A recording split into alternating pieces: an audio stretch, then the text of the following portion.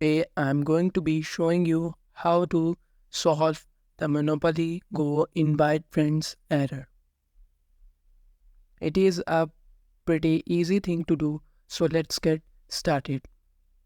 First, open the app info of the game from the settings, then click on the storage and cache option and clear the cache.